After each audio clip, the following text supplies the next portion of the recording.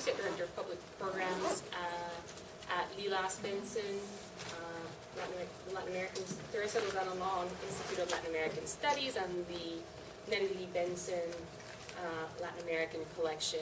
It's our pleasure to welcome you to this FORO URGENTE entitled Foreigners in Their Own Country, Dominicans of Haitian Descent and the Struggle for Citizenship. The model of the FORO URGENTE is to put together an event that addresses a key issue that's in the news and to give people a chance to have a broad and open discussion about it. We've assembled a panel of distinguished faculty members from across the UT campus who will be speaking about the ruling issued on September 23rd in 2013 by the Dominican Republic's Constitutional Court, which declared that the children of undocumented Haitian migrants, even those born on Dominican soil decades ago, were no longer entitled to citizenship, throwing into doubt the status of the estimated 200,000 people born in the Dominican Republic who have Haitian parents,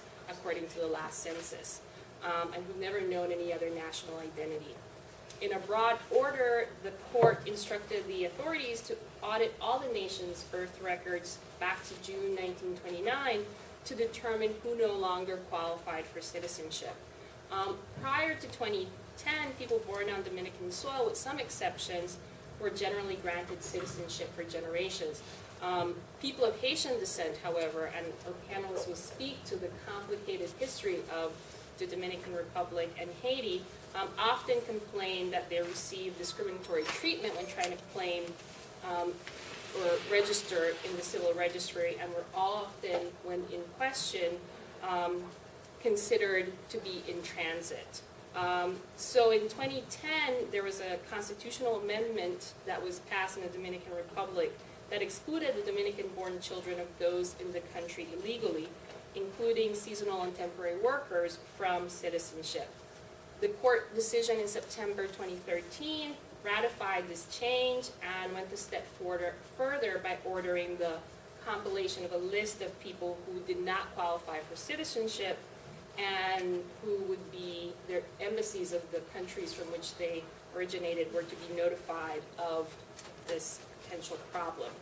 I'm just going to say one more thing, which is that the case arose from Juliana de Guis, a 29-year-old woman who was born in the Dominican Republic to Haitian migrants and who worked as a maid. She sought her national identity card using her Dominican birth certificate, but was rejected because the document indicated that her parents were Haitian migrants, not legal residents. And legal advocates for Haitian migrants and their children took the case to court, arguing that her parents were residents because they had been contracted to work on a sugar plantation and never left, and never returned to Haiti. But the court ruled that they were in transit. This obviously came as a surprise to Ms. de Guis, her family, and her neighbors who had lived in a village populated by former sugarcane cutters. She, by the way, had never been to Haiti and hardly speaks any Haitian Creole and never thought of herself as anything other than Dominican. And so our panelists today will speak to how this could come about and to the international norms and organizations that are involved in this debate, or not, with Haiti, with the Dominican Republic about this ruling, as well as give us some personal perspectives and place the ruling in the context of larger trends in the Caribbean. I'm only going to mention their titles, but their full bios are in the program if you want to pick it up. First, we'll begin with Professor Ariel Dulitzky, who is the clinical professor of law and director of the Human Rights Clinic here at the UT Law School, followed by Professor Wendy Hunter in the Department of Government. And then we will have Professor Jossianna Arroyo-Martínez, who is professor of Latin American and Caribbean literatures in the Department of Spanish and Portuguese and the Department of African and African Diaspora Studies. We'll also have Lydia Contreras, who is an assistant professor in the Department of Chemical Engineering. And finally, Professor Minkah Makalani, who is assistant professor in the Department of African and African Diaspora Studies. I will now turn the microphone over to Professor Dulitzky. Thank you.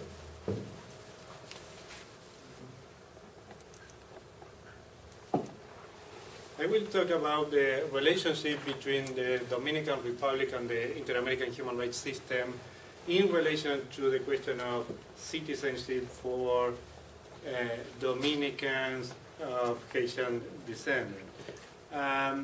As you know, and very briefly, there are two main bodies of the Inter-American human rights system: an Inter-American Court of Human Rights located in San Jose, Costa Rica, and the Inter-American Commission on Human Rights located in Washington, D.C.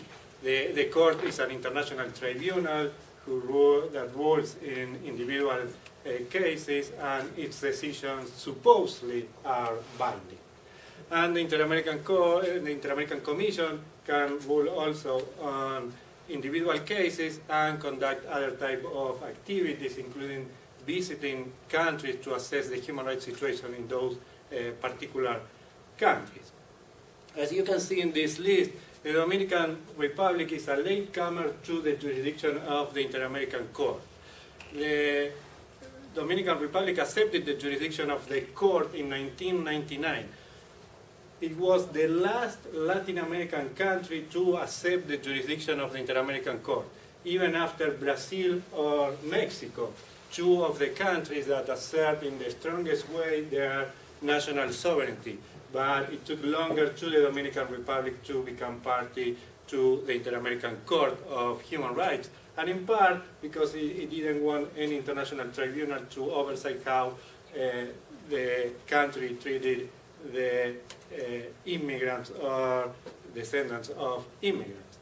The relationship on this particular issue started in 1999 with a very comprehensive report of the Inter-American Commission on the human rights situation in the Dominican Republic, and the Commission in that report included a whole chapter on the situation of Haitian migrants and descendants of Haitian migrants, and criticized the idea of being in transit.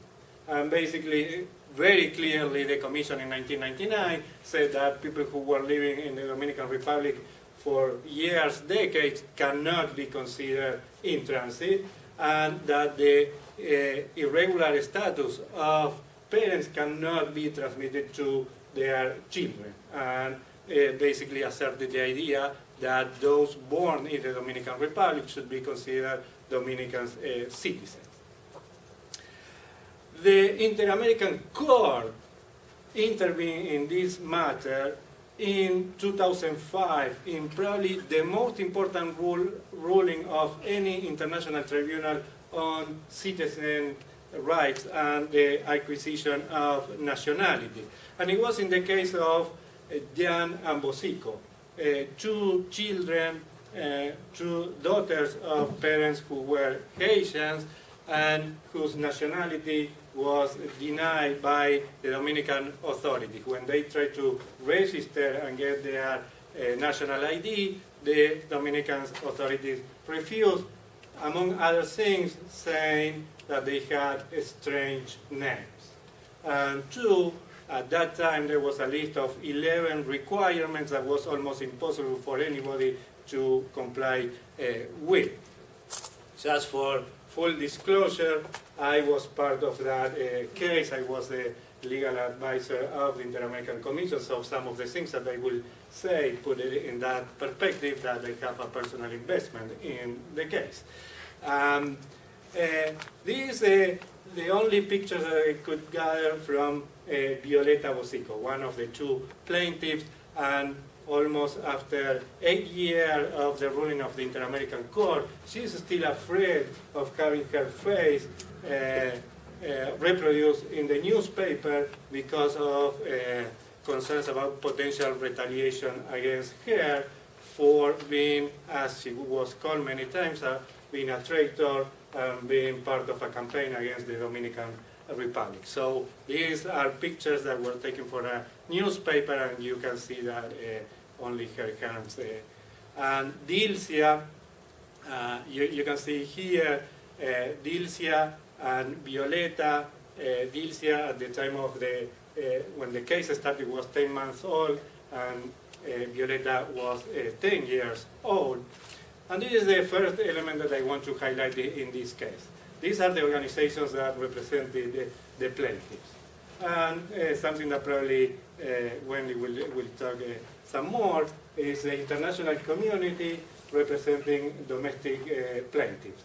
And here you have MUDA, that in fact is a Dominican organization, and it is the organization Movimiento de Mujeres Dominico-Haitianas, women's rights organization, and two organizations based here in the US, the Human Rights Clinic of Berkeley Law School, and the Hilde Center for Justice and International Law based in Washington, D.C. So you see a combination of international actors and domestic organizations representing two plaintiffs. Here you have the main force behind this case, Solange Pierre, who was one of the strongest advocates on behalf of women, Haitian and Dominican Haitians, women in the Dominican Republic. Sadly, she passed away a couple of years ago, but you can see how important and the type of recognition that she got outside the Dominican Republic because of her work. I can bet you that never Dominican authorities would take a picture with her, giving her an award for her work on behalf of Dominican Haitians women.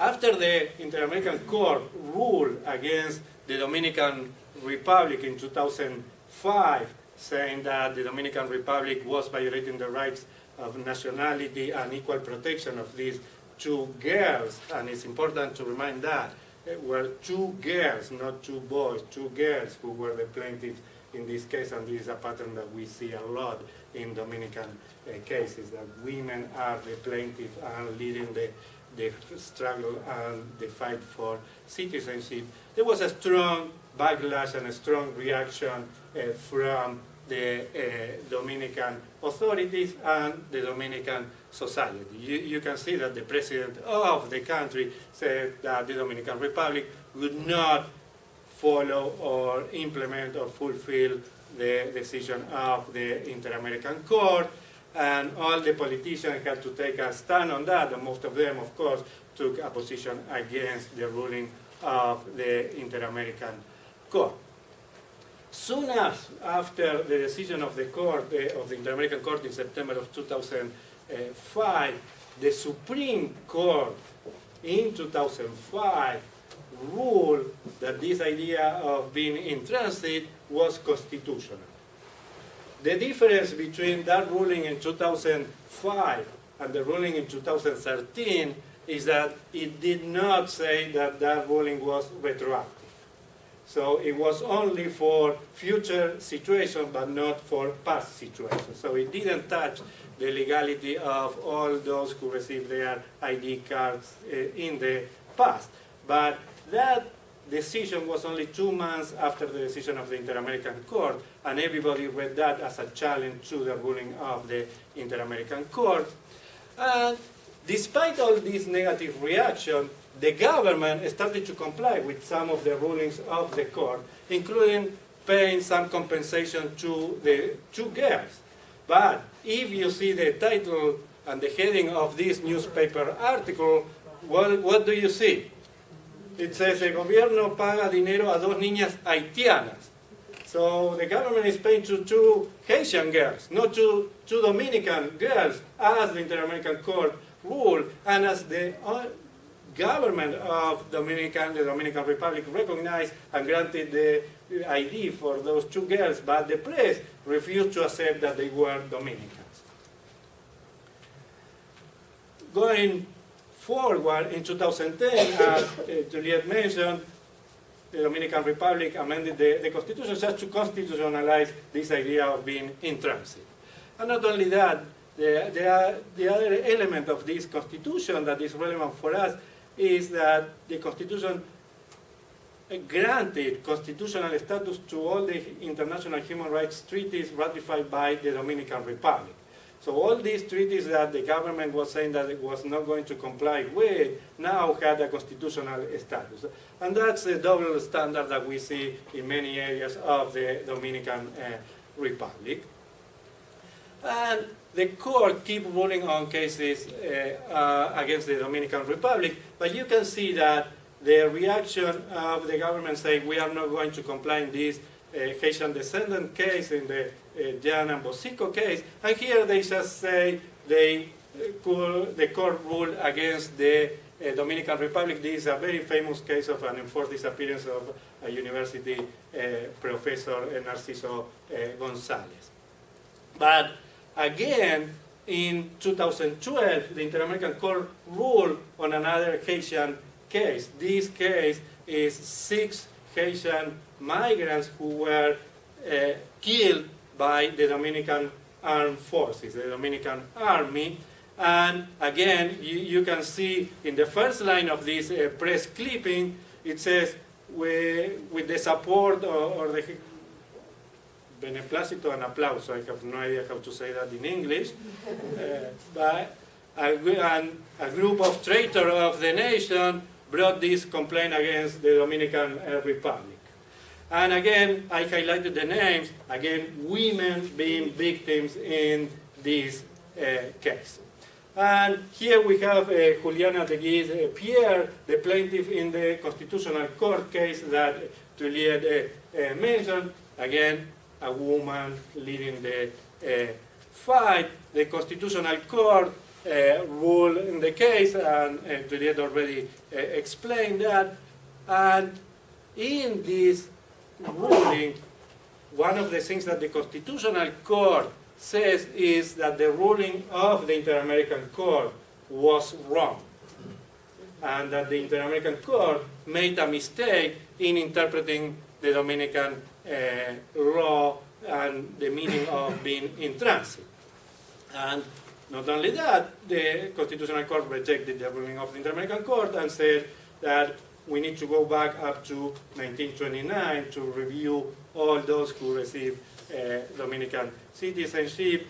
And the reaction of the international community was quite strong. Here you have some statement from the United Nations High Commissioner on Human Rights, the UNHCR, and many more others criticized the ruling of the Constitutional Court, but this ruling received a strong support from all the main newspapers in the Dominican Republic, and I put a selection of different news clippings and complaining why the Haitians are trying to present themselves as the victims when in fact they are trying to take over the Dominican Republic. And that's the line of all the op-ed in these news clippings.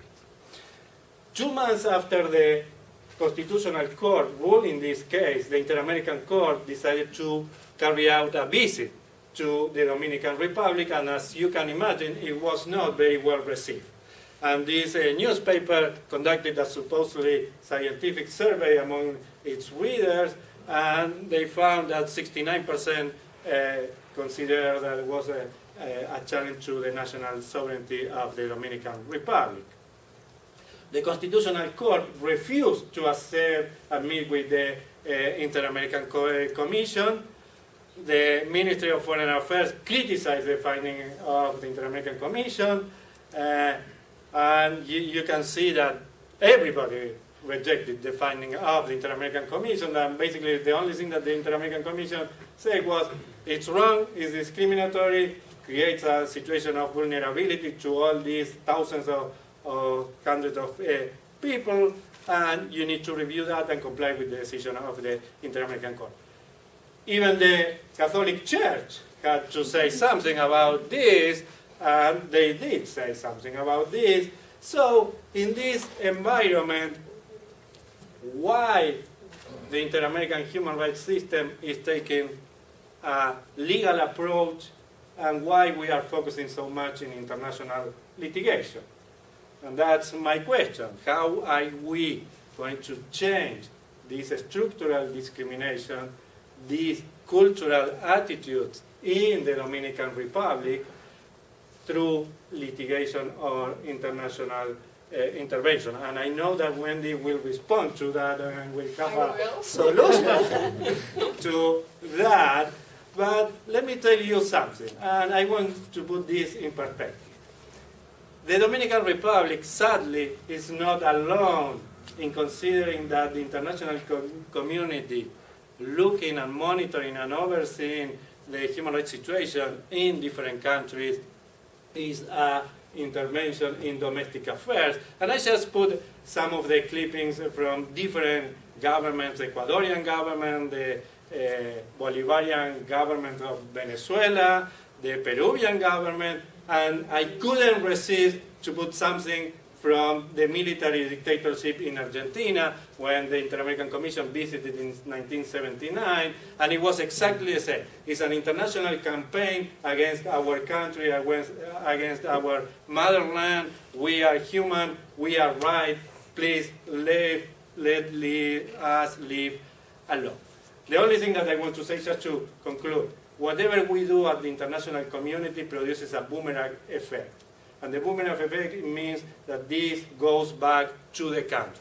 And the changes are not going to come because what we do at the international level, but because of what the social forces do at the domestic level. We can help, we can strengthen certain movements, certain forces, but we are not going to be the ones that produce the change. But what we need to be and keep in mind is that these people in the Dominican Republic are waiting and need our support. Thank you very much.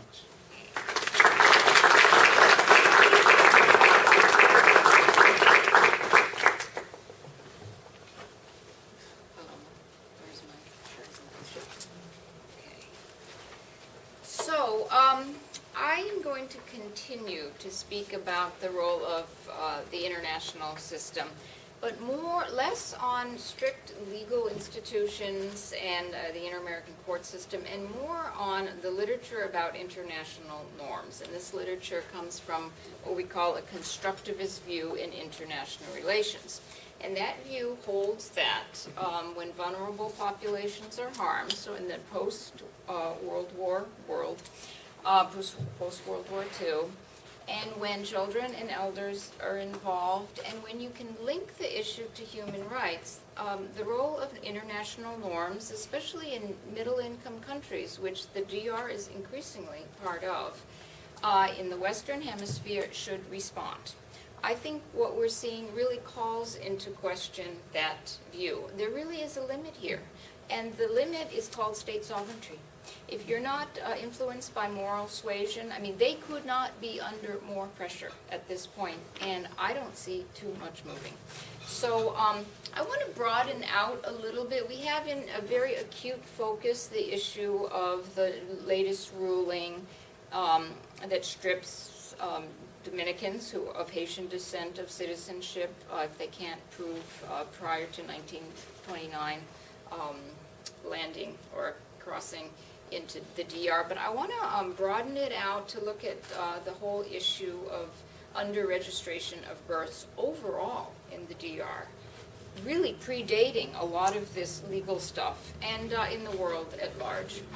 So the recent ruling is that has been put into so much focus, puts into question this in-transit clause, and it's retroactive, which is really the particular aspect, I think, that has everybody up in arms. However, I want to emphasize to you that it was not a picnic before this, okay? The bigger story here, the much bigger story, is that even before this ruling, there was a very pervasive problem of under-registration of births. And UNICEF had identified this problem. The DR has been targeted for a long time by UNICEF and Plan International, which is an NGO that is very interested in registering births and giving kids birth certificates. 30% of the entire population of the DR lacked a birth certificate in 2005. Of this 30% that didn't have a birth certificate, many were older people, and many of them were of Haitian descent. So this is not a new problem. There was ad hoc, de facto discrimination for a long time before the legal acuity brought it into the news. And so Plan International and UNICEF have really worked on trying to make birth certification more accessible to highly marginalized people in the DR, which include, first and foremost, people of Haitian descent. And this came in the wake of a larger movement of UNICEF and Plan International to register births around the world. If you do not have a birth certificate in the modern world, in many countries you cannot gain access to education, you cannot gain access to health care, you cannot gain access to conditional cash transfers, you cannot gain access to a non-contributory pension. And God help you, if your country is in war, you can't even easily get a passport, okay? So this is the ticket to citizenship in the modern world. And the DR is a high-income country for being as low on birth registration as they have been. So the Convention on the Rights of the Child, which is a big kind of document in the human rights evolution of the world, states in Article 7 and 8 that every child has a right to a name and a nationality, and it is the responsibility of national governments to ensure these rights. The DR signed this in 1991. Okay, so the big shift in UNICEF's rhetoric, discourse, to try to get more countries to register births and to give birth certificates, which again trigger the national identity, and the national identity card is essential for all these benefits. The discourse really shifted in the UNICEF campaign from being one where, states should want to know who's in their country and states should want to control who's in their country, so you should register births, to one of this is an essential human right. This is a basic human right. So the international system was really kind of barraging countries with this sort of rhetoric. And so the constructivist literature, so people like Margaret Keck, Catherine Sicking, Martha Finnemore are huge figures in international relations. And they've looked at the evolution of norms post-World War II and have said when highly vulnerable populations, children, elders, are in harm's way, and when you can really employ a human rights frame towards the problem. Okay, so that's UNICEF knows that, right? So they are shifting the terms of the campaign. Then you should be able to get countries that care at all about international opinion. You should be getting them to move on this issue. You would especially not predict that they would go backwards, okay, which is essentially what is happening here. Not just stagnation, but actual going backwards. And so the antithesis of, it's a global world where countries that want to be international players and be part of the community of decent countries listen to these norms. What we are seeing is, I think, very, very contrary to the predictions of this whole literature. The rhetoric is one from the DR government, and the court system, I should say, is one of sovereignty. And I have to say, given what we're seeing amidst all this pressure, I think that sovereignty argument is actually carrying the day. And so I'm not seeing moral suasion working. I'm not seeing the International Commission, Inter-American Commission, really being very influential. So I think this really casts in doubt some of our assumptions about the way that international politics works in the post-war world.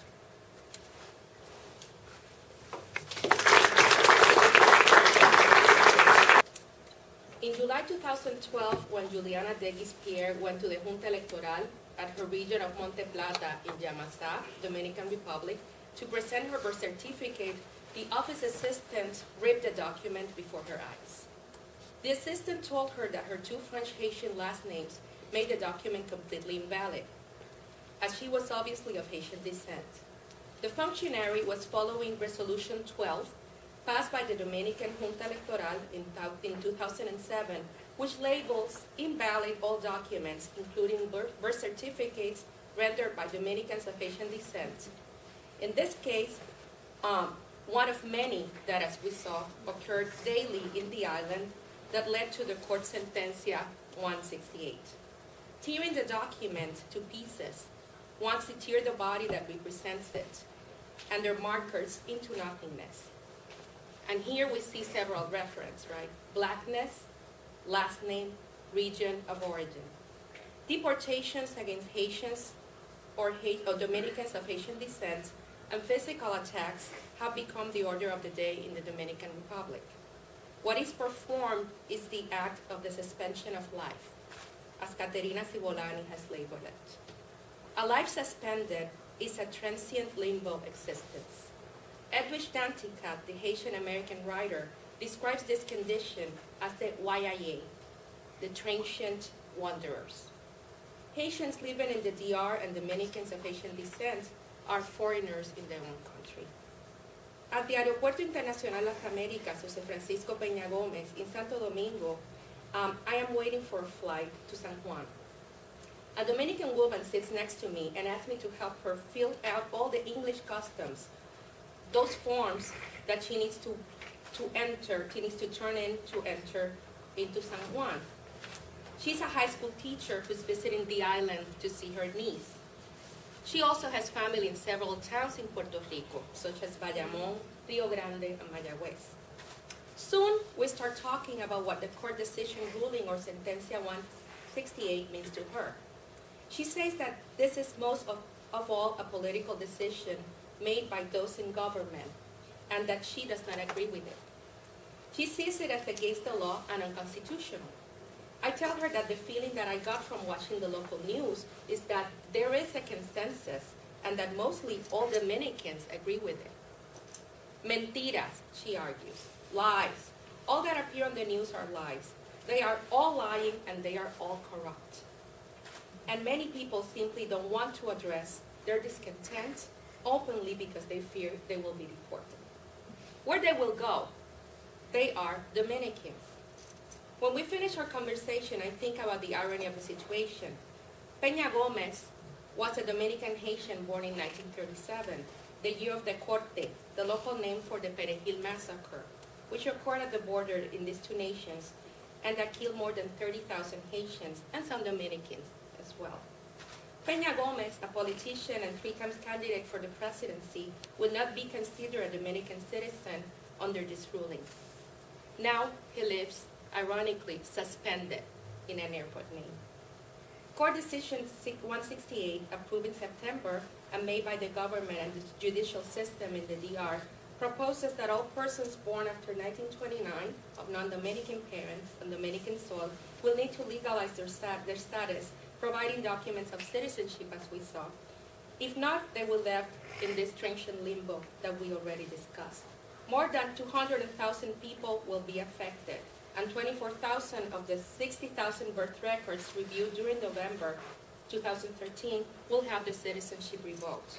This sentencia is rooted in an anti-Haitian ideology that is still active in the Trujillista sector of the government and society. It is an anti-Haitian decision as it relates to the anti-Haitian sentiment, still thriving on the more conservative elites and media in the island. Also, it's an anti-Dominican sentiment, as it strives for working-class Dominican women, men, and children of their basic human rights. Dominican progressive sectors in the DR and the diaspora have been really vocal in their protests and critiques. While in San Juan, Puerto Rico, the Puerto Rican government has remained complicitly silent. Other sectors of the Dominican and Dominican Haitian population have made their voices heard, particularly in social media outlets. Dominican writer Junot Diaz has criticized the court ruling, calling it racist and unconstitutional. This ruling goes against a border culture whose coexistence has provided economic gains and profit to the island even before 1929. A recent meeting in the Aula Magna at the Universidad Autónoma de Santo Domingo, as well as the Solidarity for Dominican Republic events celebrated in the City College of New York, a couple in last December, shows the voices of many who oppose this ruling. In an op-ed piece in the New York Times, Professor Gloria Garcia Peña sees the influential role not only of neoliberal policies, but also of the U.S. as a force that shapes negatively the dialogues on citizenship and migration in the DR. The recent discussion of January 8, 2014, between Haiti and the DR, the recent decision to give temporary labor permits to those Haitians working in batalles and construction labor is a path of a regulation of work, but also a regulation of labor markets, but not a path to citizenship rights. Does this sound familiar to you, right?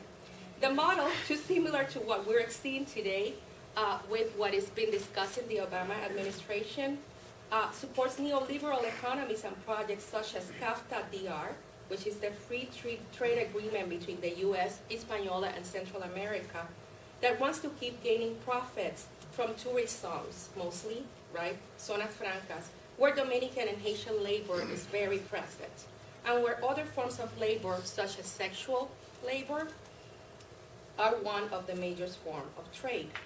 The coexistence of their dire realities in a border culture that has been shaped historically by years of coexistence, I mean, not happy coexistence, but coexistence it is, by the role of different, is also shaped by the role of different organizations. Ariel mentioned some of them, such as MUDA.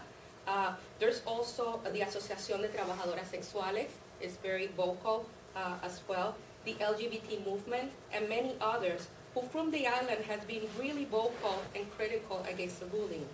These organizations have been criticized openly by the DR as representative of Haitian NGO mentality. So it's really interesting. Every time there's a critique, they say, is the Haitian NGO takeover, right? So I think there are three major points, and this is my conclusion, that we could discuss here. I think that besides being a racial and ethnic war, what we're seeing here is also a class war. Poor Dominicans are being labeled as non-important in certain rules or economies. This is part of the change of labor markets, is neoliberal, and it has a lot to do with the economies and the shifts of the economy, especially in the insular Caribbean, and the money that a lot of other types of economies, I think of the drug trade, is taking too many economies of the island. I'm thinking of Puerto Rico, but also the DR as well. We see that there's a lot of changes also in border culture and coexistence patterns that are happening from below. And we need to look at this labor working, but also citizen alliances in between Haitians and Dominicans of the DR. Thank you very much.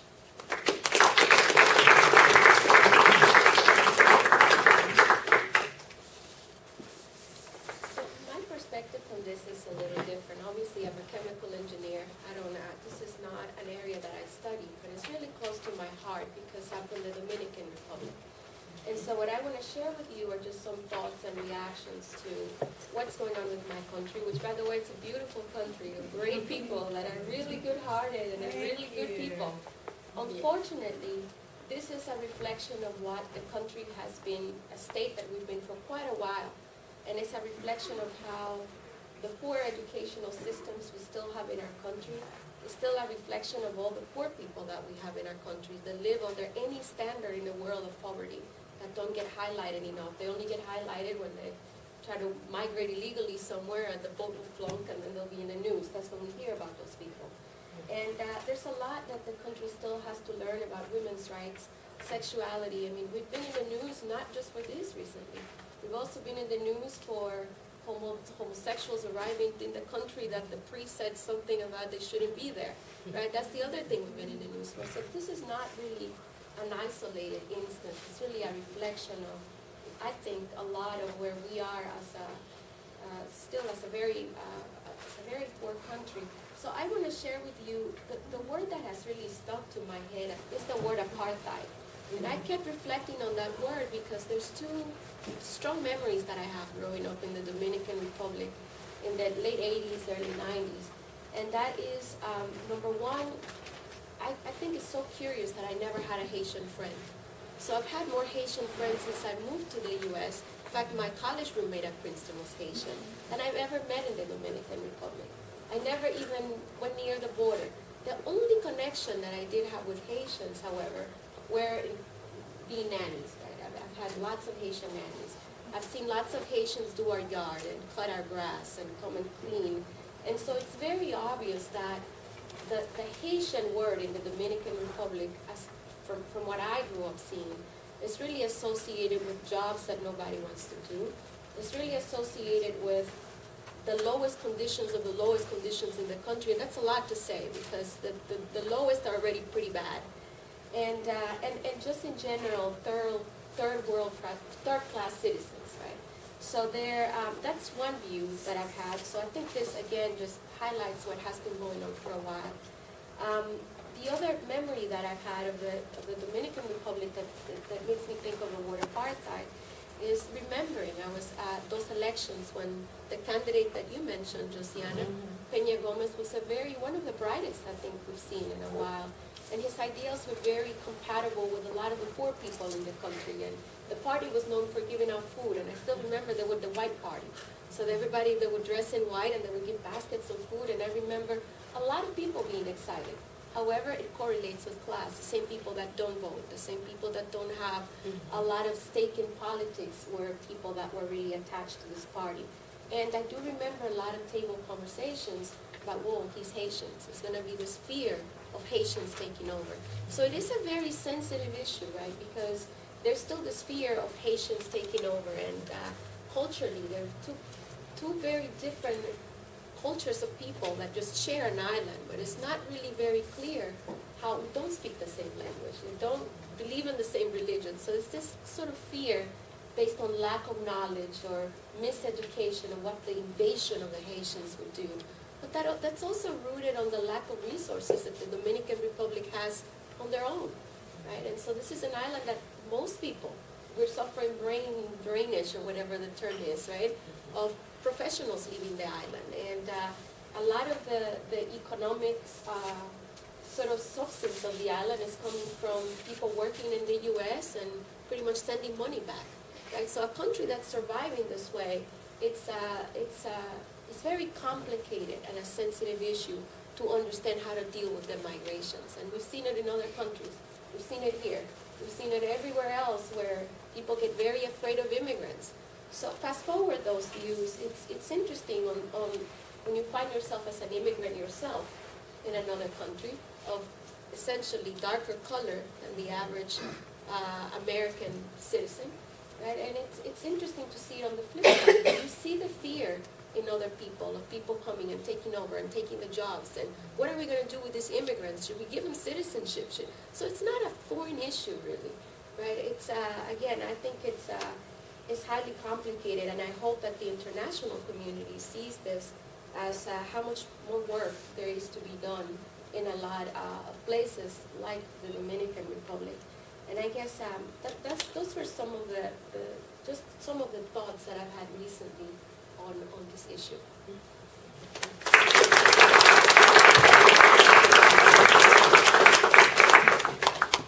Good evening.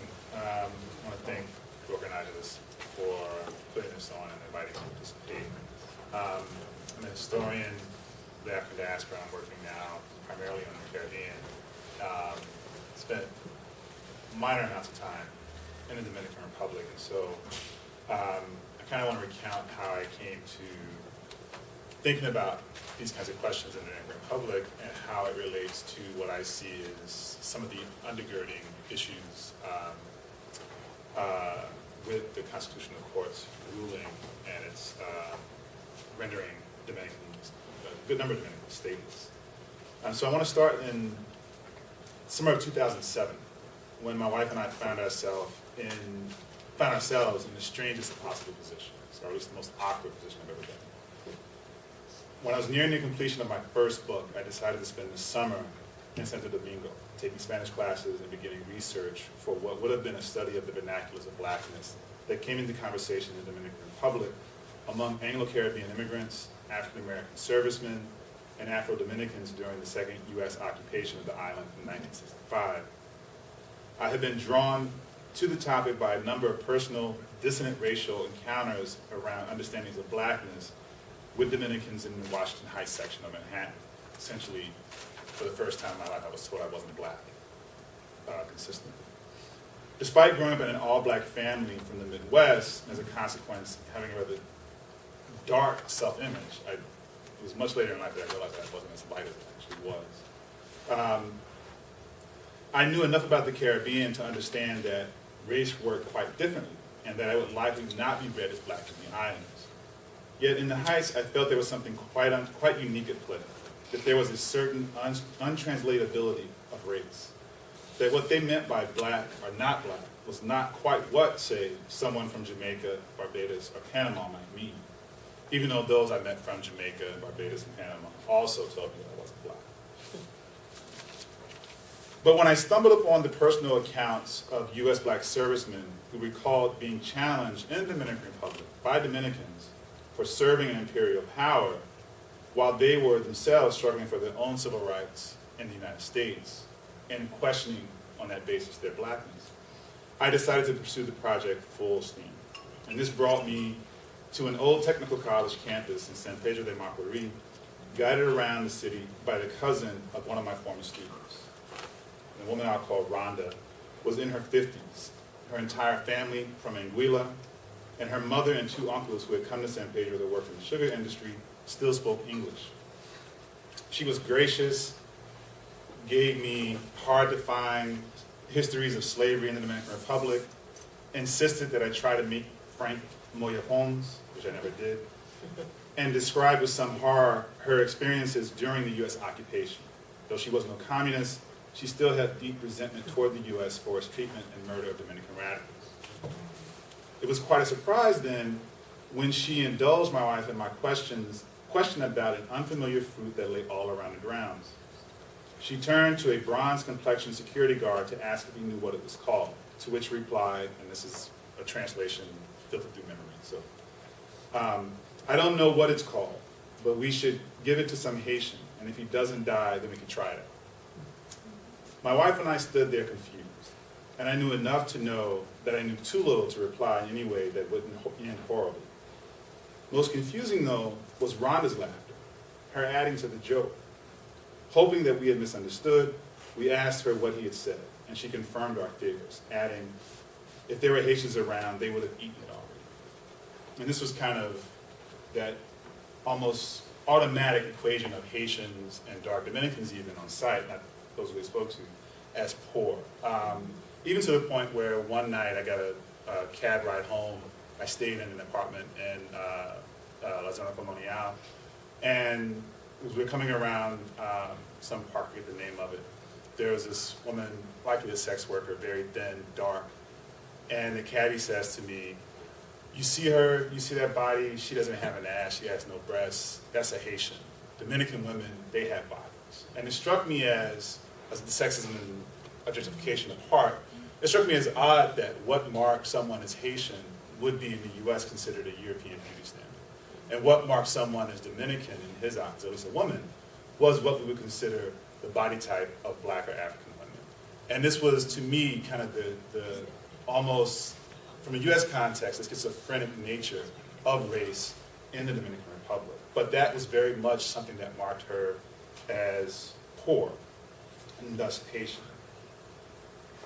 I recount the story of Rhonda because, more than my numerous encounters in Washington Heights, this captures something of the complexity of race in the Dominican Republic that sits back to September 26th, the Dominican Constitutional Court ruling that stripped hundreds of thousands of Dominicans of Haitian descent of their citizenship and renders them stateless. I also recount it because it points up something little remarked upon in much of the commentary about this ruling, that in places like San Pedro, with this large Anglo-Caribbean immigrant population, there are now tens of thousands of stateless Dominicans. People born in San Pedro who don't know their parents' homelands, people who in New York would fit in and be seen as more easily accepted in the Crown Heights section, heavily Caribbean Crown Heights section of Brooklyn, as opposed to the overwhelmingly Dominican section of Washington Heights. I recount this story too because it suggests something of the paradox of Dominican racial identity that the novelist Junot Diaz captured during his visit here last semester, when he remarked that Dominican identity has been forged by the machete, referring to Trujillo's Corte massacre of Haitians in DR in 1937. As it is horrifically captured by the Haitian literary giant René Philoctet in his magisterial novel Massacre River, and this is a very graphic, very hard to read novel. It was written in Haitian Creole and then translated. And I'm mispronouncing his name, I know, but Philoctet has only left Haiti before he died, I think twice. But there's a scene where one of many heads are rolling down the street and they're in conversations with Dominicans and Haitians. And this is, I believe, someone who may or may not be Haitian talking to one of these heads. Dios, what are you doing here, cabecito de Pablocito? Your little head is Dominican. Hey, you're kidding me. Unbelievable. Pablocito, you mean that a native like you couldn't freaking manage to say Perejil correctly? El pequeño blanco de la tierra como tú? Entonces, Pablocito. And I think that kind of captures the very ambiguity of both the killing and then what's going on now. That forging, I want to suggest, remains a function of the colonial structures of Dominican history. Its whiteness captured in the notion of Blanco de la Tierra and its vexed history. It strikes me that part of the structures of coloniality in DR continue to revolve around the notion of its independence from Haiti. When, on February 9, 1822, after more than a year of debate among the elite of the Spanish colony of Santo Domingo over whether to merge with Gran Colombia or become part of Haiti or remain a Spanish colony, the decision was made to become the Estado Independiente de Haiti Español, or Spanish Haiti. And Haiti's president, Juan Pierre Boyer, was welcomed into the capital as president without a single shot fired. Indeed, this marked the end of slavery in the eastern half of the island. And this past, Oswald was in October? Mm-hmm. We were in the Dominican Republic for the Association for the Study of the Worldwide African Diaspora. And part of that event took us to an old plantation that was one of the first major uprisings on the island, and it was actually the location, or it was reported to be the location where, at a certain point, when Toussaint Louverture goes into the Spanish side, that he holds up in the sugar plantation. And so you get, this is a point that a number of people have made, you get a sense that the Dominican Republic is an important seat of blackness in the Americas, and it's an important seat of resistance to racial oppression, to colonialism, to slavery. But in terms of the national narrative that you get, it is basically the victim of Haiti. Even to the point where, I saw this little 5-minute movie where I was there, these two kids, a Dominican and Haitian kid, are playing, they forge a friendship through baseball, and a teacher in their class recounts how the Dominican Republic in 1844 gained its independence from the brutal dictator Toussaint Louverture, which is historically inaccurate in several respects. Most importantly, that Toussaint Louverture was dead in 1944. But more importantly, that the Dominican Republic as such didn't exist in 1844. The rule of Boyer in Haiti was brutal, and very capricious, but nonetheless, when it is thrown out in 1844, that's when you have the Dominican Republic emerging, and even then, the elite tries to sell the island back to the Spanish. At one point, the United States, and ultimately settles on being independent in 1865. So there's never actually an occupation of the Dominican Republic by Haiti. In fact, we can say that Haiti is DR's condition of possibility. That makes the focus on the Constitutional Court's ruling a bit off, I want to suggest. This is not a recent effort at erasure poverty, not a new response to Haitians or to blackness in DR. Rather, it reflects the echo of our and continued efforts to work out Dominican whiteness in the shadow of the Trujillo. One notes that in 2007, there were 475 complaints filed with the Inter-American Commission on Human Rights about Dominican efforts, official Dominican efforts, to render its Haitian-descended citizens stateless. The efforts of the late Sonia Pierre and her Movimiento de Mujeres Dominicano Haitianas, and several other groups to protect the rights of Dominican Haitian women worked in the echo of efforts led by the then Leonel Fernandez-led government, which since 1996, but most substantially in 2004, led efforts to render those deemed non-Dominican as stateless. And indeed, it seems odd that by irregularities and fraud, Fernandez's predecessor, Joaquin Balaguer, defeated Jose Francisco de Pena Gomez, in the 1994 presidential election, very close, and ultimately Balaguer stepped down in '96 because of the complaints and the irregularities and proven fraud. But the Haitian descendant Gomez, Pena Gomez, former mayor of Santo Domingo, could have potentially charted a new direction for one of the most African societies in the Western Hemisphere. And as is mentioned, a lot of the commentary about Pena Gomez was that he was kind of going to be the advance guard of this passive invasion. He was going to unite the island under brutal Haitian racial rule. And these were kind of the discourse that rose around him. And so I want to end by turning back a little bit to 1962 and CLR James and the end of West Indies Federation and a remark he made about the Caribbean. And I want to invoke Zaya Denze, sociologist at Rutgers University. She's made a comment that part of the problem with the Dominican Republic is that it wants modernization without modernity, meaning rule of law, democracy, so forth and so on. And I would follow that to a degree, but I would also stop short of what she's saying to say that it wants modernization, it has modernity, but only in the colonial context. In '62, CLR James, when West Indies Federation had died, he was convinced that Eric Williams, Prime Minister of Trinidad and Tobago, was going to lead the island to a dictatorship. He wrote a book, a pamphlet, Party Politics in the West Indies, and he made the claim that offended a lot of people, that democracy has no roots in the Caribbean. And what he was saying was that the Caribbean, like so many other, Trinidad, Jamaica, like the Dominican Republic, like Haiti, could very easily fall into dictatorship and neo-fascism. And that's because democracy has no roots. You can't have the roots and core of a democratic society when you're forged in colonialism and slavery. You understand and only know as governance what is, in the West, the state of exception. What is brutality and oppression. Thank you.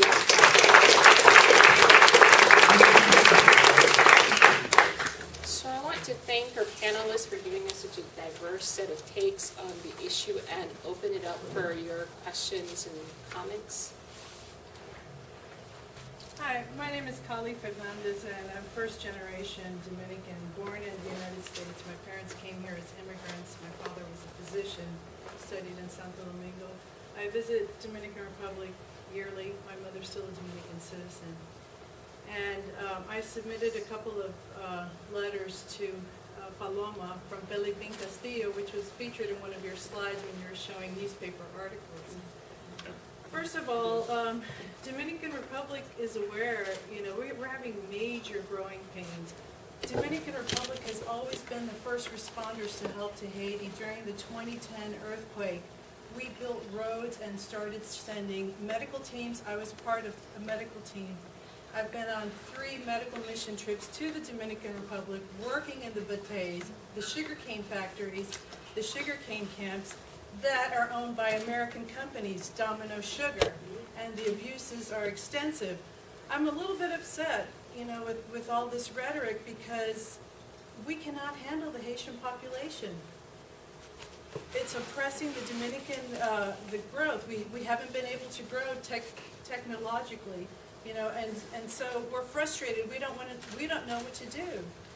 And I love my country. I love the people there, and I love this country very much. I'm also very involved in immigration reform here in Texas, and we'll be holding a prayer walk in South Texas, protesting the detention centers that have separated Mexican-American families, deported the Mexican parents, detained the children in detention centers, and they're in orange jumpsuits and have no personal belongings.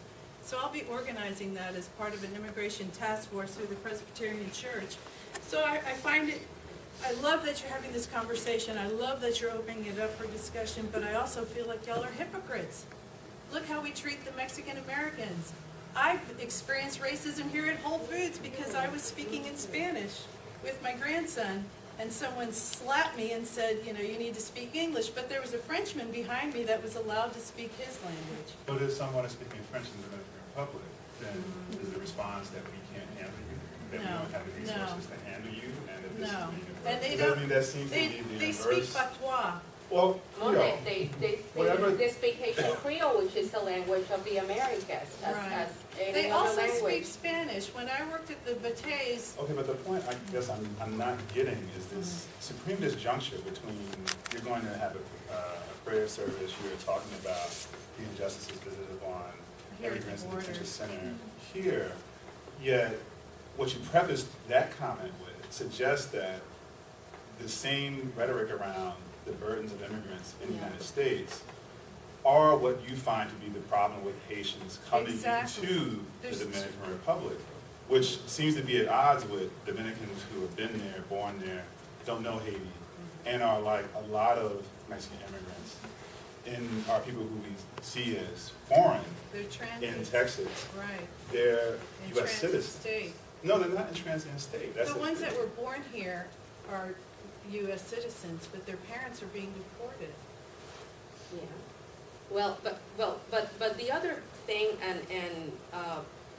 is that what is actually happening is that, and you went to the bodegas and you've seen, all this money of sugar corporations, it's staying a little bit in the DR, but also it's coming here It's to this coming country. here. So, this is a really major, the country is making profits, by having these industries there. And I'm saying that I'm Puerto Canadian Rican. interests, yeah. We also had centrales for many years. We had 936 economies for many years. Once these economies left, the money left.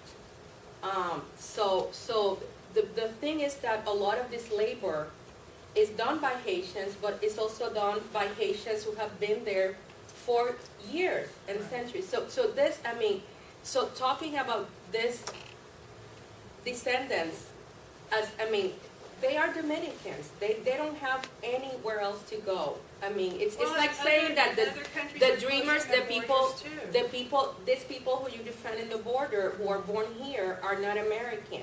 So it's the same. So it's kind of the parallel. And I agree that DR it's a poor country. And et cetera, but it has benefited for this labor for centuries. This money is there. A lot of them is going to the U.S. I see. And the U.S. is completely. That picture with Solange Pierre and Hillary Clinton.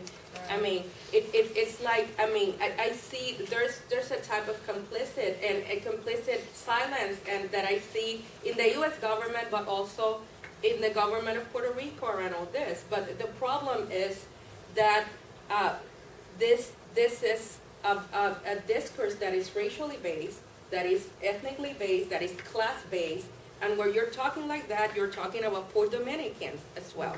And these people don't speak Creole, they speak Dominican Spanish, they're Dominicans, they're there, and suddenly, I think about this story and I think about the dreamers here. Right.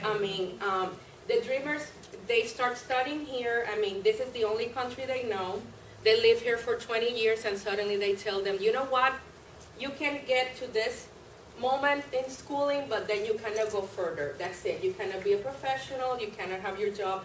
And suddenly this is what happening to these communities. They're telling them you cannot hold a job, you But cannot we vote, don't you have cannot. the resources that this country has. We do not have the resources that the United States Can has. we let Yeah. a few other people participate? So we'll take a couple questions and then come to you, Wendy. That's okay?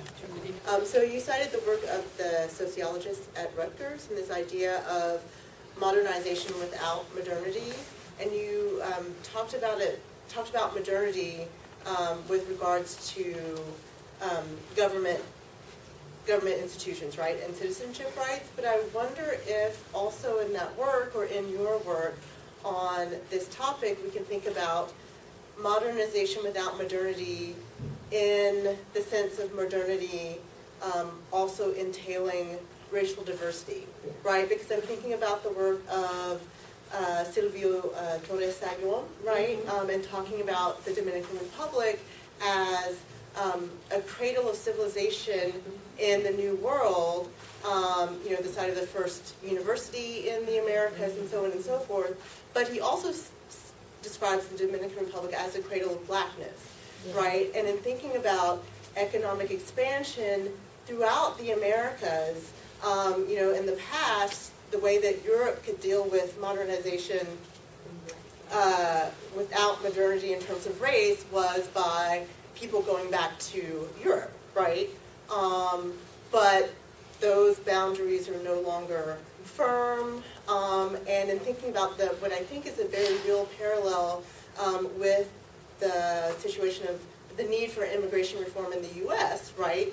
Economic expansion in the United States is dependent not only on enslavement, but also on underpaid labor provided by migrants or immigrants, right, from all over, but principally from Latin America. So this, notion of Haitians being nannies and yarderos and all of those other things are very much present in the United States. So I feel as if in the U.S. what's going on in terms of those being against immigration reform is a desire for modernization without modernity in terms of Latinidad, right? So we want continued economic expansion, but without those others from Latin America. So I just wonder if there's also a racial and ethnic component to that idea, either in the work of the scholar that you cited or in your own thinking on this subject. So my question has to do with the international community. What is the role of the international community? I mean, the rhetoric that's happening, the same laws that are being passed, that just was passed in the DR, has been passed all over Europe. The same rhetoric that we use to talk about what's happening in the Dominican Republic happens in Mexico. When I was there, the same way that a lot of Mexicans are feeling oppression in the United States, the Guatemalans are feeling that oppression in Mexico, and it just goes all throughout Central America, Nicaraguans and Costa Rica. And so what do you guys see as the role of the international community? Like, how can the rhetoric change? Like, what are the sectors that need to do something? Like, how can it be done? It's a very difficult question. I wouldn't say everybody is doing this. What makes this case distinctive, first of all, I agree, the DR cannot be the solution to Haitian development. And in the figures where I said, 30% of all people in the DR lack a birth certificate, many of them don't have any Haitian origins, and they're still oppressed. So that point needs to be made. They don't have the distinction, and I think this is what has brought the whole thing into a very acute focus, is the retroactive nature of the ruling. I think it would be very different if they said, okay, the past is the past, amnesty, we're going forward. I think it's the retroactive nature. I think one of the big problems here is the growth model, and I don't know the answer to it, but the biggest source of growth in the DR currently is tourism, and that is a sector that is not highly unionized. It's a sector with low wages. It's a sector that's, if you're a maid, you're not going to ever go too much beyond that in the hotel industry. I think, they desperately need a different growth engine. I don't know how they're going to get it. And if I may add, what the Dominican Republic is doing is completely different from most of the rest of the world. In one sense, you can choose two basic systems to acquire citizenship. One is a jus soli, the other is a jus sanguinis. The jus soli is you are a citizen of the country where you are born. The jus sanguinis, you are a citizen of the country of your parents.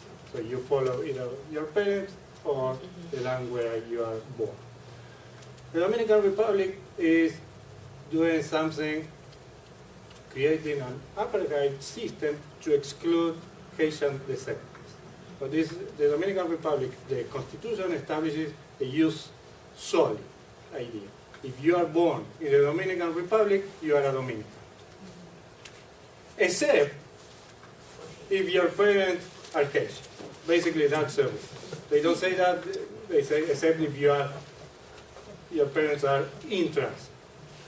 So many countries, it's true what you are saying, are using more and more the jus sanguinis.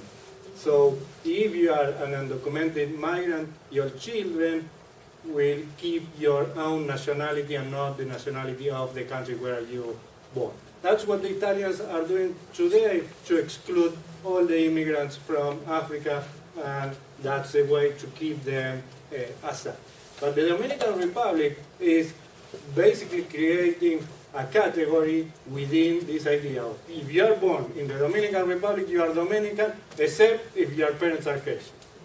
That's what is different and is completely discriminatory. The Dominican Republic can change the rule and say everybody is a citizen of the country of their parents. Well, that's fine, they can do that, and that it will mean that all the kids of Dominican parents born here will be Dominicans and not Americans, and I'm sure that everybody will be happy, and especially those receiving the money from the families here that are sent there. So for me, what the international community should do, we need to focus on the economic factors sustaining this system. And we missed that point. Our litigation, we did not litigate that. The economic factors that are needed and need to keep a second-class citizen. And that's where we need to focus, at least from my perspective, in what I do, that is litigation, to litigate that. The labor conditions, the discrimination in the labor market, and who is benefiting economically from this system. That's what we need to change our focus. At least that's what I believe. And all the reaction in the international community, nobody talk about that. But it's the economics of the entire island. Yeah. Because this is not a Haitian thing. This is simply a poor Dominican thing, which is most of the island. It just happens that these conditions now are linked to this issue of citizenship and nationality and bring a lot of attention because it's interesting. It's not as interesting to think about poor people not eating every day and not getting schooling every day and getting infections that they can't treat every day and not having roads that are even accessible to bring vaccines in our country. That has been going on forever. And there's many Dominicans that are part of that structure, especially dark Dominicans. Yeah, and they live, and they're part of this border culture that I was talking about. I mean, we're talking of two different systems, and what the decision does is actually that it removes Dominicans of Haitian descent, but it gets rid also of this majority of the poor. It's like creates a conflict between people that should have common interests. Kind of.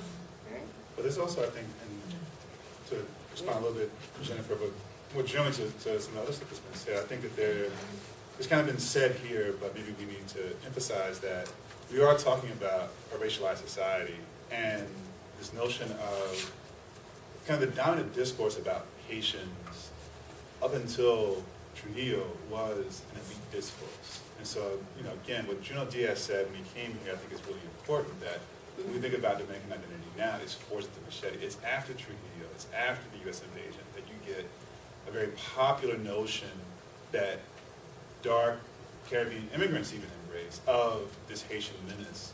And this is a very particular kind of racialized discourse. And so I wouldn't say that DR doesn't have modernity. I said that it functions on a certain notion of modernity that is very racialized, the same way the U.S. is, and the same way you have in Puerto Rico, the same way you have, say, Trinidad. And it translates it's a difficult translation, but it translates just the same in terms of the outcome. Interestingly, in terms of your question about the response, what I've seen in terms of Dominicans in the U.S., a lot of, I think, Jossianna referenced it, a lot of groups are mobilizing and trying to do different kinds of things. I don't know in particulars, but in a more general way, I think that what is going on, what I've seen at least in the Dominican Republic, particularly in Santo Domingo, is that you have a lot of people who are returning, or they have conversations and links with not only people in the U.S., particularly New York, New Jersey area, but also in Madrid, where blackness is taking on a different valence among the population. And so you have people who are Rasta in Santo Domingo, in the capital. You have people who are walking around with locks. You have people who are having sort of a kind of Afro-cultural renaissance. Then I would imagine there's a lot of correspondence between both on the island and here. So I think that the response, for the most part, I would imagine, is favorable, although you look in the comment sections of a number of papers and websites, it isn't as suggestive as a progressive response. Say it's mostly a culture of apartheid, as she mentioned, but in the border region, you see more of this, mixes and people intermarrying and, and having children and having, But is that a significant population of people, or isn't that having some kind of impact in the political process? On the political process, no.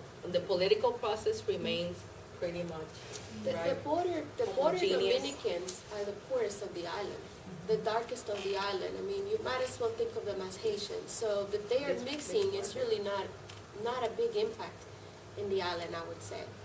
It really feels, if you go to the island, that there's the Haitian population and the Dominican population.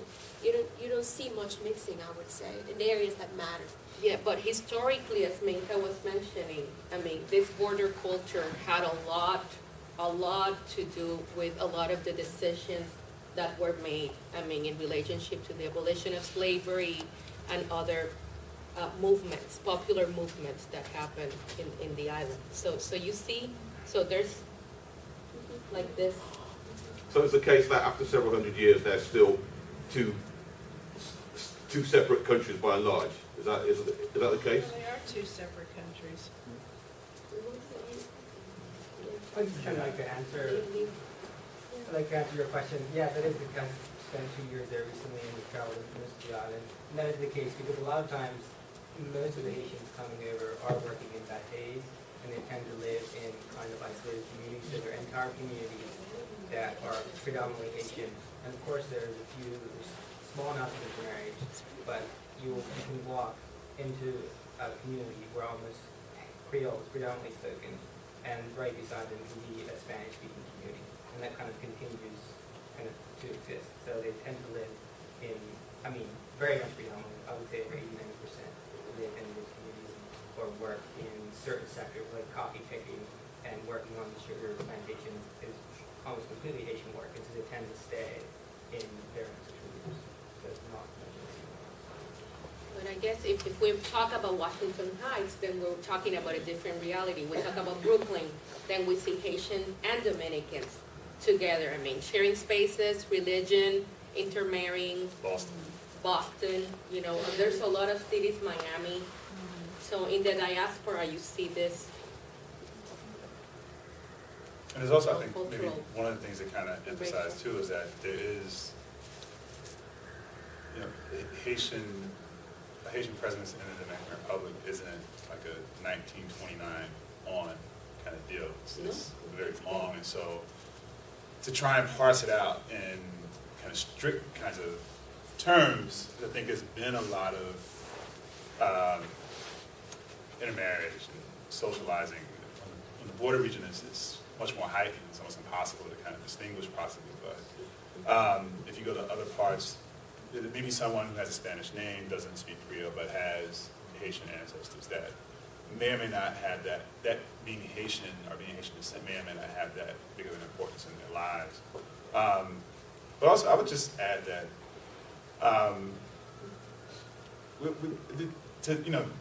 Jennifer brought up Sylvia Torres-Sedian talking about DR as the cradle of black. This is a very black in terms of what we think about in the It's a very black country. You go to San Francisco, you go to San Pedro, you go to Santa Ana, and the places in between, you're seeing very dark populations, and there are different kinds of histories to that.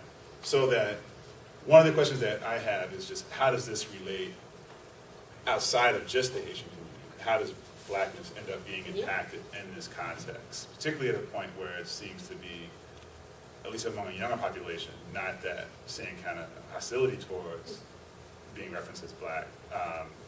But what does this kind of ruling do? Because again, this kind of raises up the terror that comes with the history of the island. What does that mean for people who are going, I want nothing, no confusion.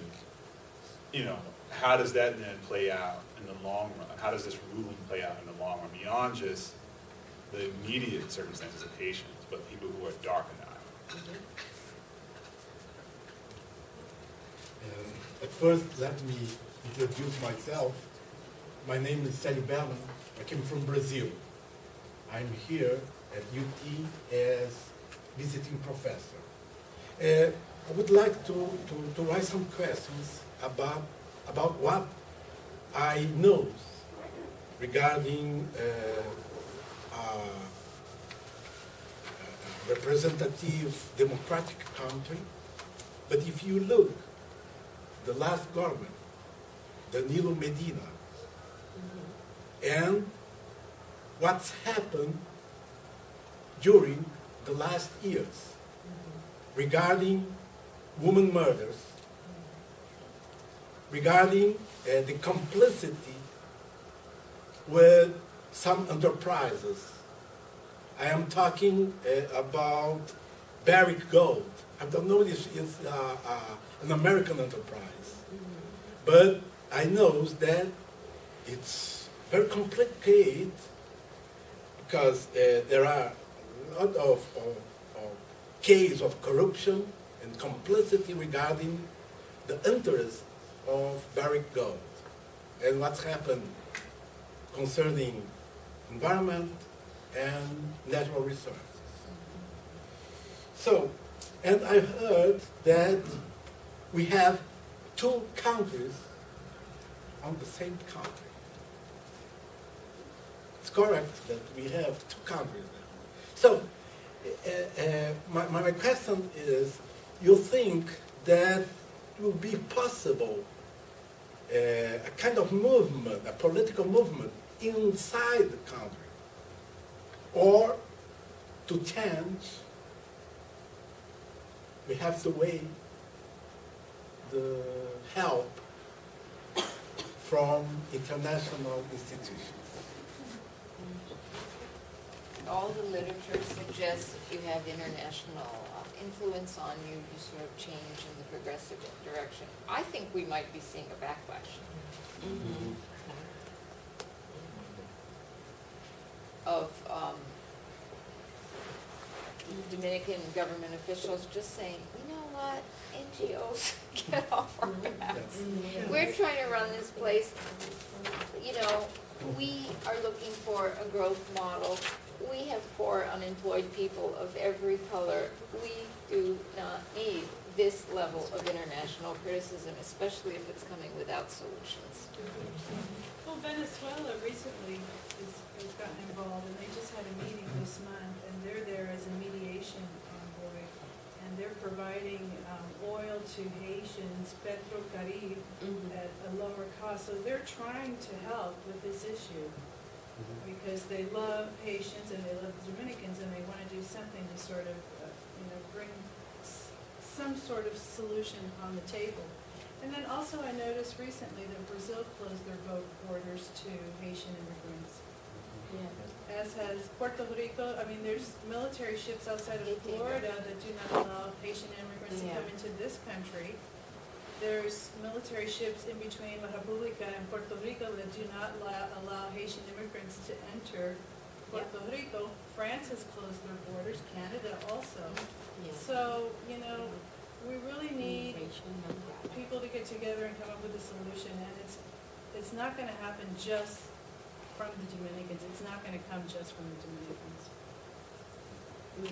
Just one quick comment to that your question makes me think about is sort of we haven't stated quite a lot in this panel yet. What I think is the influence of Dominicans and Haitians that are abroad, that have a completely different perspective on a lot of what human rights means and a lot of what are women rights, right? And so I think there's a whole influx of people as well that is sort of international, but is not really international. They are natives of people that look at the situation and also see things from a perspective that perhaps is not the same perspective of Dominicans, right? If you are in the U.S., you learn a little bit of slavery history in the U.S., you learn a little bit about what those conditions look like. We see a movie come on the theater every other year now about it, and so that something has to hit you when you hear a lot of these issues that are in a broader perspective that at least call into questions the human rights parts in a way that I don't think many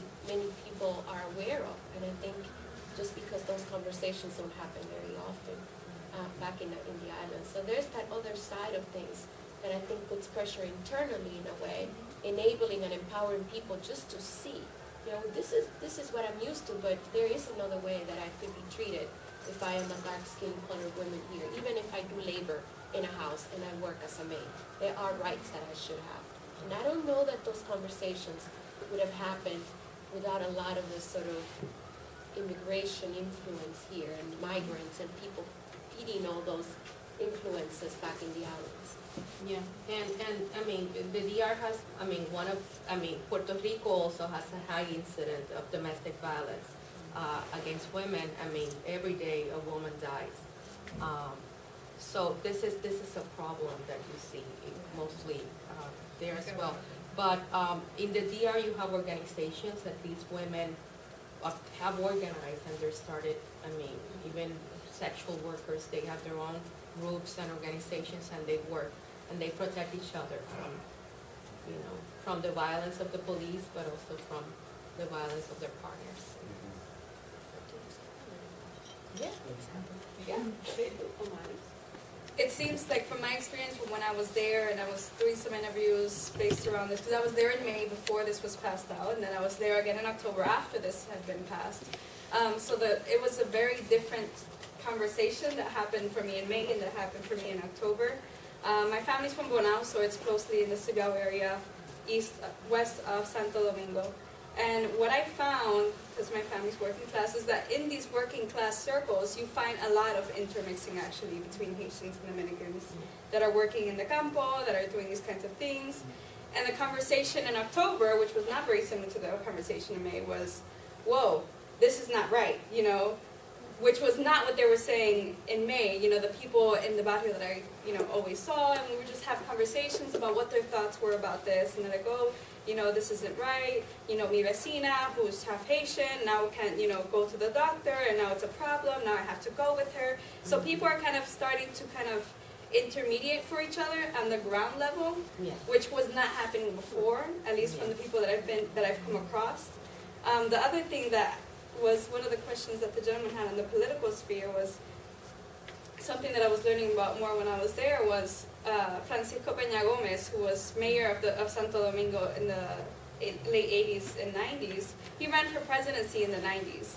And once they found out that he was descendant of Haitian, if he was a Haitian descent, he was it was a dirty election, and they removed him immediately from the vote, even though he would have been the winning candidate, which I think is interesting because it's like, wow, we have 1937, and then we have Balaguer, and then we have, in the 90s, this is still continuing, that there is this kind of displacement of, we cannot have, anyone of Haitian descent, regardless whether they relate to their Haitian descent or not, be in any kind of power, right? This cannot be at all in place there. So, but what I think is interesting was that when I was there in May, my biggest complaint was, there's a lack of urgency here. Why are people not angry? What's going on? And then when I was there in October, there was more organizing around this, but at the same time, I noticed that difference, that there was starting to be a sense of urgency in working class Dominicans that were always social intermixing in the same spaces as Haitians. So I think in some ways, yes, it's a horrible thing, but in some ways, it's starting to create more dialogue, which I think it's a good thing. Two things about pessimistic view of the international community. Because there hasn't been enough of that already. Well, I will try to be more positive. I completely convinced that social change should come from within the country. That it should be in part a bottom-up structure, not a top-down. And part of the problems with many of the interventions of the international community is that it targets only the elite, but not the changes on the ground. So that we need to change the law. I agree that sometimes there is a backlash of the intervention of the international community, but at the same time I believe that in many occasions, the international community is essential to help to challenge the legitimacy of certain unjust social order. What I mean by that? By having this picture of Solange here, that changes her legitimacy and her voice, and give a different standing in the Dominican Republic. Not because she was there in the White House. That changes the question. Just winning a case in front of the InterAmerican Court changes the question.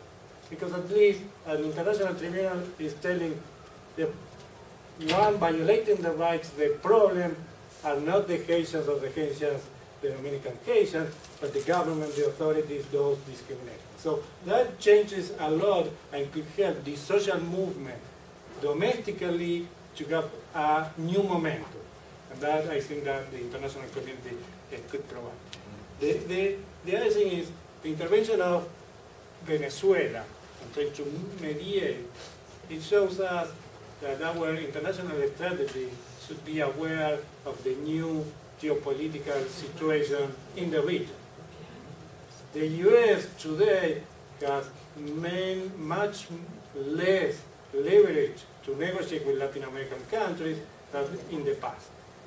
And maybe our advocacy efforts shouldn't be on the State Department, but on the Foreign Ministry of many Latin American countries, focus more on when the American companies are withdrawing from one country or the other, all the Chinese companies are coming, so probably some of the effort should be on the Chinese rather than on the American companies, or the Russians, or the Venezuelans, or the Brazilians exploiting oil in Bolivia. So we need to assume that there is a new geopolitical situation in Latin America, and our international advocacy should adapt to that new reality. I want to ask a question sort of about this social change coming from within. I was in the DR in spring of 2010 when the earthquake occurred, as you all know. And from my perspective, it seemed to me that there was a generational difference. And so perhaps, you know, for example, my homestay aunt, when the earthquake happened and we were watching television coverage and hospitals collapsing and the fatality rates are going up, is saying those Haitians are just getting exactly what they deserve. You know, they had it coming. And in contrast, there's the people that I came in touch with that were involved in the relief effort were probably 99% 25 and under. That the young people were really the people that seemed like were more tolerant and sensitive to matters of discrimination. So I'm wondering if maybe Lydia or anybody else who has been recently in the Dominican could talk about the younger generation of Dominicans and whether or not they see a change in attitudes towards the Haitian community. Yeah, I mean, I think what you observe, and I think that there was already a comment on that earlier. I think it's changing, and I think it's changing because, I mean, the younger generation has access to a lot of other models around the world very quickly. So it gives you something to challenge, right? And so either it's by reading or by friends in other countries or by whatever computer things people do nowadays, you know, Twitter, Facebook, whatever it is, right? There are other models that every time you have alternatives, you kind of always question, things can be different. And so I think that's a big part of it. I think when you have older generations, they just in general, the change, the idea of something changing seems just very scary. And so I do think that there's a new influx of sort of a stronger emphasis on human rights and just what's right and just questioning things, right? And just questioning, well, why does the color of the skin really matter so much for this? Is it the Haitian? Is it the poorness? Is it the classness? Is it that, the education? And I think once that starts to happen, it's really easy to start these dialogues. But I think the major problem we've had so far is the disconnect between two different people that don't talk, don't seem to communicate. People just can't get on the same page. Right? It's just, and the other problem is that there's this association between the Haitians, right, that actually translates into blackness because they tend to be darker skinned than the average Dominican. And then that whole population all of a sudden merges under the lowest out of the economic class in the country. It's easy to forget that they're there. And I think that's changing among the young people, right? You meet Haitians abroad now. So I have more connections because I think, well, I know Haitians and I know their families. And none of this junk is actually applied that I grew up with. So that makes me have a certain level of affinity, I think, just because of my age and exposure that I wouldn't have had I just been in the island and maybe been older. So. Well, I think we're going to end there. I think this has been a fascinating discussion, and I think one of the things that has stood out to me about our conversation is the way that these debates about immigration are happening in various places, right? In the U.S., in the DR, in Central America, and the way in which these questions of economic justice become racialized or ethnicized in many ways. I think one of the things that I think about, and that I think maybe came out in some of what Minkah was saying, is thinking, I've been writing about the moment when the U.S. is considering the annexation of Santo Domingo. Mm-hmm. And so thinking about how these conversations about what would it mean for, to bring these black and brown people into the U.S. meant, I mean, it's like the debates about immigration that we're having in the U.S. today. So I think one of the things that stands out to me is that in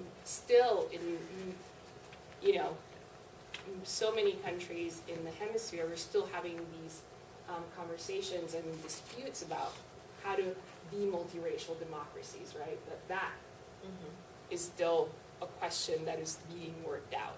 So I want to thank all our panelists for all their ideas, sharing their ideas with us. I want to thank you all for coming. I want to thank Diaz for bringing us all together. And there's food to follow. So thank you.